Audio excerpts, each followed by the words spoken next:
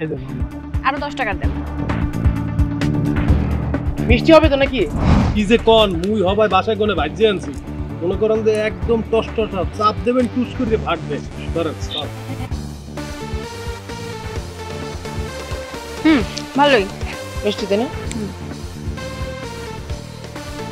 আরে ভাইয়া, যাক ভালোই হলো। ভাইয়ার কাছ থেকে কিছু টাকা নিয়ে নিই। ভাইয়া, আমার না কিছু টাকা লাগবে। আরে সমস্যা নাই, তোর পরীক্ষার টাকা তো মুই জোগাড় করিয়ে রাখছি। ও এখানে কোনে বাসায় যাবি, যাওয়ার পর মুই জানে ঘুমাই না ওই আতালের দলে হাত দিলেই টাকাটা পাই যাবি। তোর কিন্তু পড়ালেখা করিয়ে মানুষের মতো মানুষ হইতে হইবে, বুঝছো? কি বুঝলি রে নিপু? নদী, আমাদের ক্লাস টপার নদী, তার বড় ভাই বাদাম বিক্রি করে। বাদাম বিক্রেতার বোন, কিন্তু ভার্সিটিতে যখন ঢুকে মনে হয় কোন জমিদারের মেয়ে জানো। আরে হ্যাঁ, আমিও তো তাই ভাবছিলাম। এ দেখ, ভাই হইলো ওই বরিশালা খেতার ঘাটির মতো কি ভাষায় কথা বলে, গ্রাইমা চারালদের মতো কথা বলে। আর ও ক্লাসে আসলে এত শুদ্ধ ভাষায় কথা বলে মনে হয় কি বিদেশ থেকে তার বাবা গ্র্যাজুয়েট পাশ করে আসছে। আচ্ছা, আমি একটা কথা বুঝি না নদী, তুই হইলি বাদামওয়ালার বোন, তুই খেতে খামারে কাজ কাম করবি, নয়তো বা হইলো এই যে ধর মানুষের বাসায় কাজ করবি। ও আচ্ছা, বাই দ্য ওয়ে, তুই কি ভার্সিটি থেকে বাসায় গিয়ে কি সন্ধ্যার পরে আবার মানুষের বাসায় কাজ কাম করিস নাকি? একদম। কিরে, কথা বলছিস না কেন? নিশ্চয়ই কোনো মানুষের বাসায় কাজ করিস, তাই না? না না স্যার, আমরা এটা কি কইতে আছে, আমরা হেল লগে পড়েন এটা শুনে তো মোর অনেক ভালো লাগতেছে। আর মোর বুইনে কারো বাসায় কামড়ে না, মোর গায়ে যত গুণে রক্ত আছে মুই ওরে পড়ালেখা করিয়ে মানুষ করামু। আপনাগুলাকে তো পরে এটাই তো আমার খুশি লাগতে আছে। এই বাদাম হলা, হাইসা হাইসা দুইটা কথা বলছি তোমার সাথে, এই জন্য খুব জবান চলতেছে এখন, তাই না? হ্যাঁ, এখন আমাদের মুখে মুখে তর্ক করতেছো নিজের বোনের হয়ে। আমি একটা কথা বুঝি না, তোমরা হইলা বাদামওয়ালা, তোমাদের ভাই বোনরা আবার এত স্বপ্ন কিসের? তোমরা তোমাদের মতো একটা বাদামের ওই গাঠটি ধরাই দিবা বোনের কাছে, আর না তোমার খেতে খামারে কাজ করতে দিবা, মানুষের বাসায় কাজ করতে দিবা। তোমাদের আবার এত বড় বড় স্বপ্ন করতে আসে, আমি তো এটাই বুঝি না। আচ্ছা, তোরা আমার সাথে এরকম ব্যবহার করতেছিস কেন? আমার ভাইয়া বাদাম বিক্রি করে আমাকে পড়াশোনা করায়, এটাতে কি এমন ক্ষতি হইছে? তোদের এই বিষয়গুলো না ব্রাহ্মণ হয়ে চাঁদের দিকে হাত বাড়ানোর মতো, বুঝতে পেরেছিস? একটা কাজ কর না, আমাদের যে ওই যে মেসেঞ্জার গ্রুপটা আছে না ওই যে কলেজের, ওইটার মধ্যে ভিডিও কর অথবা হইলো লাইভ করে সবাইকে জানায় দে যে নদী আমাদের ক্লাস টপার, সে হলো একটা বাদাম বিক্রেতার বোন। হ্যাঁ, ভালোই বলছিস। ফোনটা বের। আমরা এমন করতেছেন কি লেগে? মোর বুইনে মুই বাদাম বেশি হেতে সমস্যাটা কি?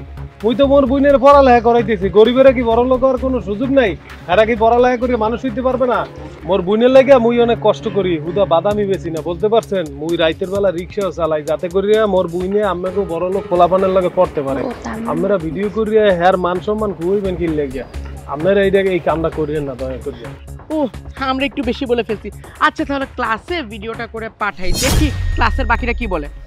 এই যে দেখুন সবাই, নদী হলো একটি বাদাম দেখ, এবার কিন্তু তোরা অনেক বেশি বেশি করতেছিস, এটার কিন্তু কোনো মানেই হয় না। আমার ভাই একজন বাদাম বিক্রেতা, এটাতে কি হইছে?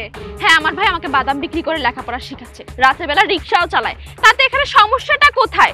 সকল মানুষেরই কোনো না কোনো আশা থাকে, তেমনই আমার ভাইয়েরও আমাকে নিয়ে অনেক আশা আছে যে তার ছোট বোনকে লেখাপড়া শিখায় অনেক বড় একটা চাকরি করাবে। তো এখানে ক্ষতিটা কি হইছে? আচ্ছা, তোদের মা বাবারও তো এরকম স্বপ্ন আছে, তাই না? আমার তো আর মা বাবা নাই, আমার শুধু ভাই আছে। ঠিক তেমনই আমার ভাইয়েরও আমাকে নিয়ে এই স্বপ্নটা আছে। তোরা যে আমার সাথে এরকম কেন করতেছিস আমি তো এটাই বুঝতে পারতেছি না। আর তোরা যে আমাকে এত অপমান করতেছিস, তোরা কখনো নিজের দিকটা ভেবে দেখছিস?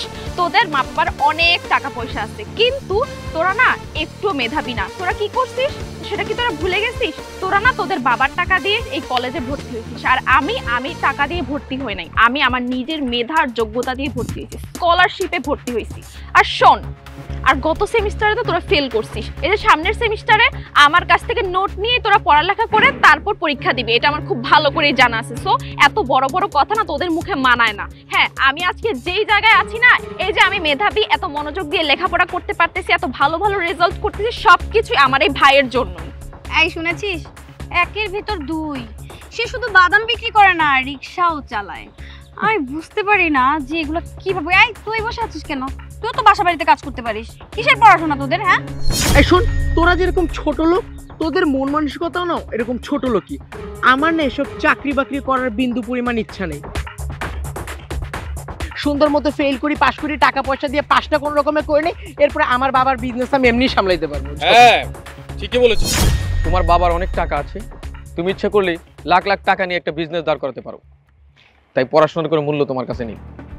কিন্তু ওনাদের টাকা পয়সা নাই, যে ভাই বাদাম বিক্রি করে তার বোনকে পড়াচ্ছি, তারা পড়াশোনার মূল্য বোঝে, কিন্তু তোমরা বোঝো না।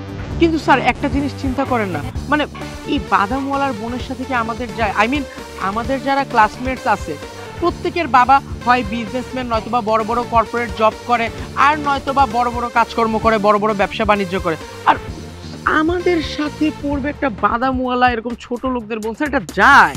চুপ করো, লজ্জা করে না কথা বলতে? হ্যাঁ মানলাম তোমাদের ক্লাসের ছেলেদের মেয়েদের বাবারা এত বড় বড় জব করে, বিজনেস করে, কোটিপতি, কিন্তু তুমি আমাকে বলো তো তোমাদের ক্লাসে টপার কে আছো?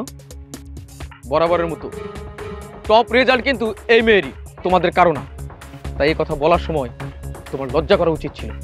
এই যে বাদামওয়ালা লোকটা দেখছো না, এর কাছে জিজ্ঞেস করো, এ তোমাকে বলে দেবে শিক্ষা কাকে বলে, শিক্ষার জন্য মানুষ কি করতে পারে।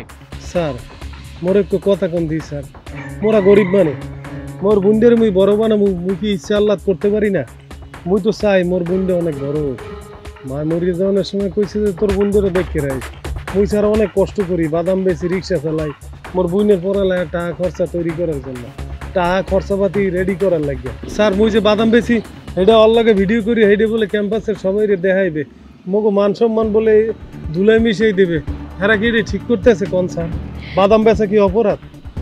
দেখুন না স্যার, আমার ভাইয়া বাদাম বিক্রি করে আমাকে পড়াশোনা করাচ্ছে, তাই ওরা আমার ভাইয়াকে নানানভাবে অপমান করতেছে। আপনি বলেন স্যার, এখানে আমাদের দোষটা কোথায়? আমরা তো আর চুরি করতেছি না। শোনো, একদিন দেখবে তোমার বোন, যাকে তুমি বাদাম বিক্রি করে এত কষ্ট করে রোজগার করে তাকে পড়াচ্ছ, একদিন দেশের নাম করবে তোমার বোন, বড় একটা কিছু হবে। আর এই যে ছেলেমেয়েরা, ওদের দ্বারা কিচ্ছু হবে না। স্যার এই বাদামওয়ালার বোনের জন্য আর এই বাদামওয়ালার জন্য কিন্তু আপনি আমাদেরকে অপমান করছেন ওদের সামনে। জি স্যার, ব্যাপারটা কিন্তু স্যার খুবই ইনসাল্টিং। না, তোমরা আমার স্টুডেন্ট, আমার কাছে সবাই সমান। আমি শুধু একটি সত্যি তোমাদের চোখে আঙ্গুল দিয়ে দেখাচ্ছি, তোমাদের তো ওনাকে সেলুট দেওয়া উচিত। স্যার এক্সট্রিমলি সরি, আমরা আসলে অহংকারের টাকার মোহতে পড়ে মানুষকে মানুষ হিসাবেই গুনতাম না। আজকে আপনি আমাদের যে শিক্ষা দিয়েছেন সারা জীবন মনে থাকবে, মাফ করে দিবেন স্যার। আর নদী এক্সট্রিমলি সরি রে, আমরা তোকে অনেক অপমান করেছি। জি স্যার সরি, আর ভাইয়া আপনাকেও সরি, আমাদেরকে ভুল বুঝবেন না। শোনো, তোমাদের আরেকটি কথা বলি, মানুষকে সম্মান দিতে শেখো। তোমরা এখান থেকে যাও এখন। আর শোনো, একটা কথা মনে রেখো, প্রাতিষ্ঠানিক শিক্ষার সাথে প্রত্যেকটা মানুষের মানবিক শিক্ষা থাকা উচিত। যাও যাও এখান থেকে। জি স্যার, আসসালামু আলাইকুম। ওয়ালাইকুম আসসালাম। I am proud of you young man. তুমি যা করছো এটাই সঠিক পথ। তোমার বোন খুব ভালো স্টুডেন্ট, আমাদের কলেজের গর্ব, এজন্য ওকে আমরা খুব ভালোবাসি, আদর করি। আজকে যখন দেখলাম তুমি এত কষ্ট করে তোমার বোনকে পড়াশোনা শেখাচ্ছ, তো আমার পক্ষ থেকে যতটা পারে আমি সহযোগিতা করব। ঠিক আছে স্যার, আপনার অনেক ধন্যবাদ। ওয়ালাইকুম আসসালাম।